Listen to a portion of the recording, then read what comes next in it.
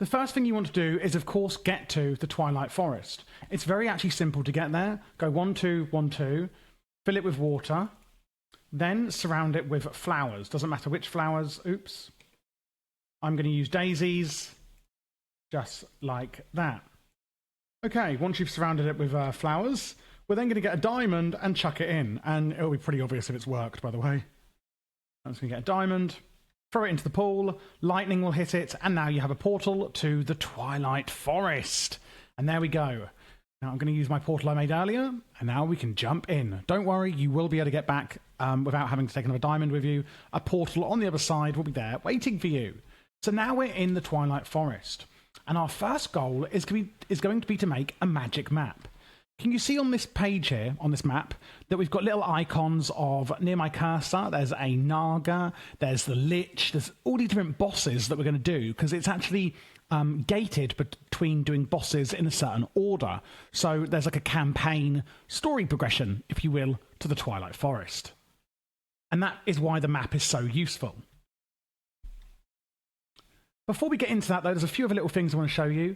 There's going to be some nice little mobs around, these cute deer.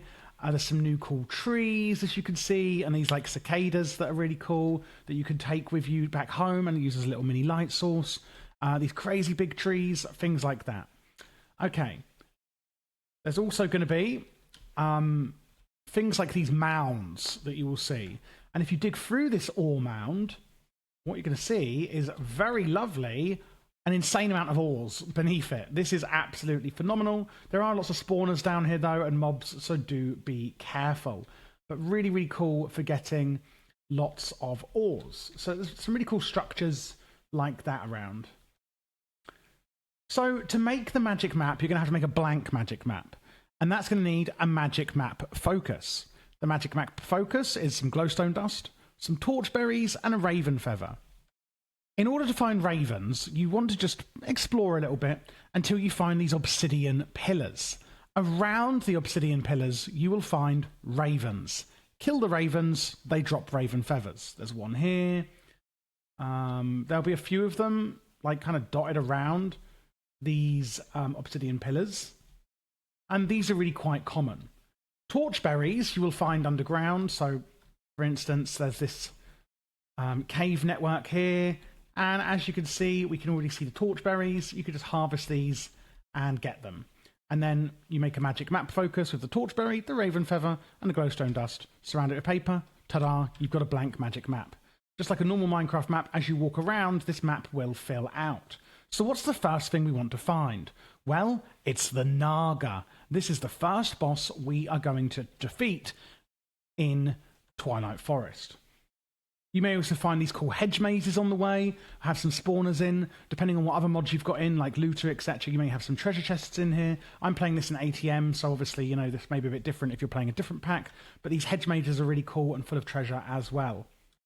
As you can see from my spawn point, it's about 1,500 meters to the nearest Naga, at least that I could find on my map. So do be prepared to do a little bit of exploring, as after all, it is an exploration mod. You might be able to use things like the Structures Compass mod to find the boss areas that you need, but I'm not 100% sure.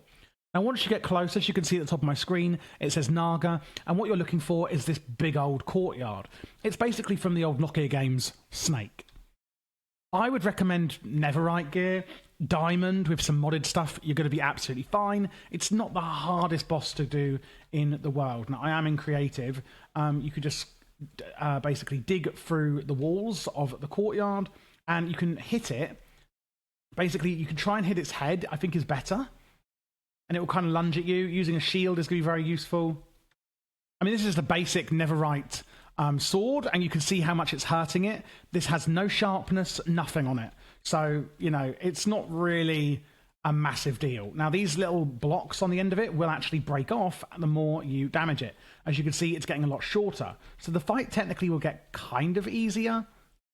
With a few potions, some basic Netherite enchanted gear or diamond enchanted gear, etc., or modded, you're going to be absolutely fine with this boss. It's not the most magnificent thing in the world. Now, once you kill it, you're going to get some specific items. Depending on the version, it may drop off the boss, or in this version, it's dropping in a chest in the middle of the courtyard. So if nothing drops, don't panic. I go into the chest, and as you can see, I've gotten some Naga scales and a Naga trophy. So the Naga scales we can use to make Naga scale leggings, which have protection free, and a Naga scale tunic with fire protection free as well, which are going to be really handy for you. So I would probably advise making these if you want. You may need to find another courtyard with another Naga in to get enough scales to actually make all of this armor, however. But that is how we find and kill the first boss in the Twilight Forest, the Naga.